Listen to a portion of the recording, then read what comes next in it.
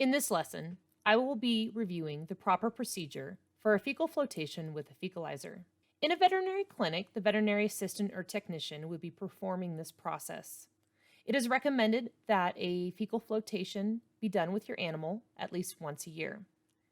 In this process, you are using a fecal sample to diagnose internal parasites.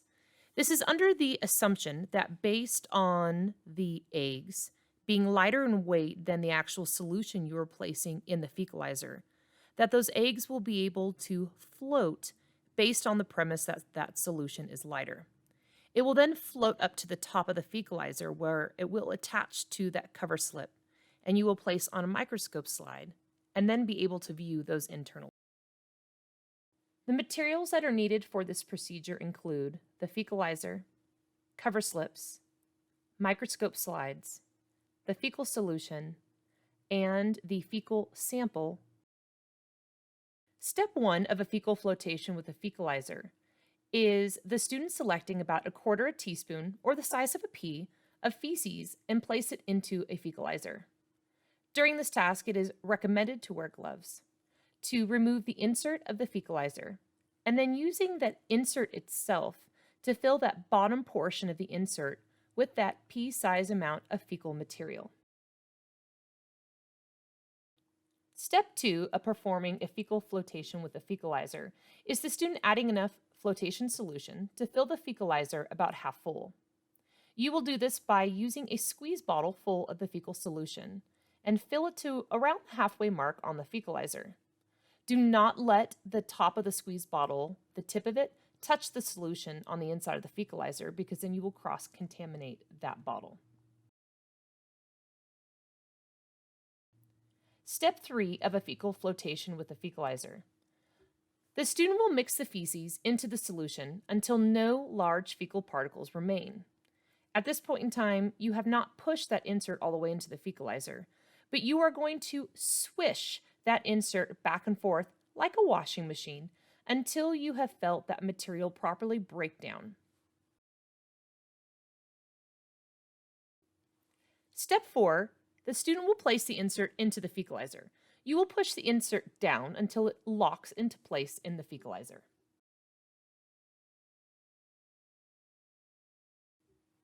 Step 5, the student will fill the vial with more solution until there is a visible meniscus at the top. So using the squeeze bottle full of fecal solution, you will continue to fill until there is a meniscus, which is that curved water surface layer that you'll be able to see, is present. Don't use too little, because if you do that, when you place the cover slip over the top of the Fecalyzer, none of the liquid will actually touch the cover slip because the liquid layer will be too low. If you place too much of the fecal solution, when you place the cover slip on top, you can have a bit of the substance of liquid overflow. Do not let the tip of the squeeze bottle once again touch or contaminate the surface of that water layer.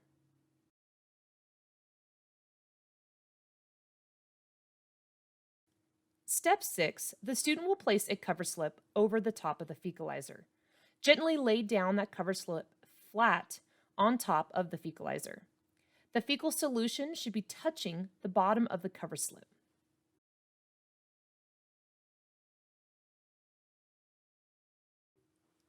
Step 7, the student will allow the vial to sit undisturbed for 10 to 15 minutes. During the actual practicum, you may want to state that since it is a practicum, that you are going to proceed on to the next step. You want to allow ample time to let those actual parasitic eggs float to the surface, touching the cover slip. So in that contest, make sure that you specify that you will leave undisturbed and that you're going to assume that that time has passed.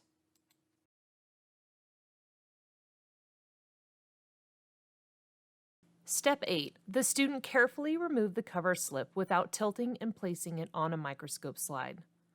Lay a microscope slide on the workspace in front of you, and using your fingertips without picking up the Fecalyzer, lift up the cover slip while keeping it flat. Continue to place the cover slip on a microscope slide while keeping the cover slip flat. The microscope slide may now be placed under a microscope to view for parasitic organisms.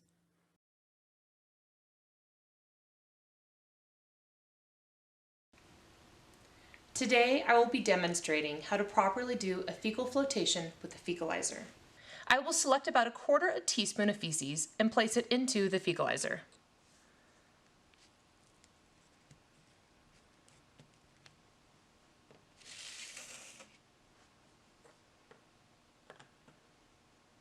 I will add enough fecal flotation solution to fill the Fecalyzer about half full.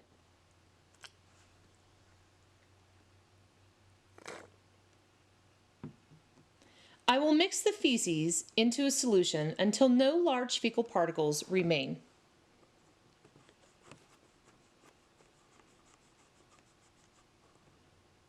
I will place the insert into the Fecalyzer. I will fill the vial with more solution until there's a visible meniscus at the top.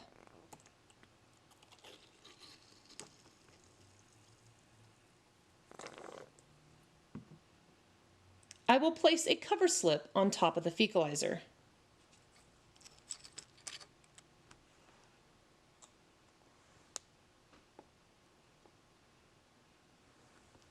I will allow the vial to sit undisturbed for 10 to 15 minutes. Since this is a practicum, I will go ahead and continue on to the next step.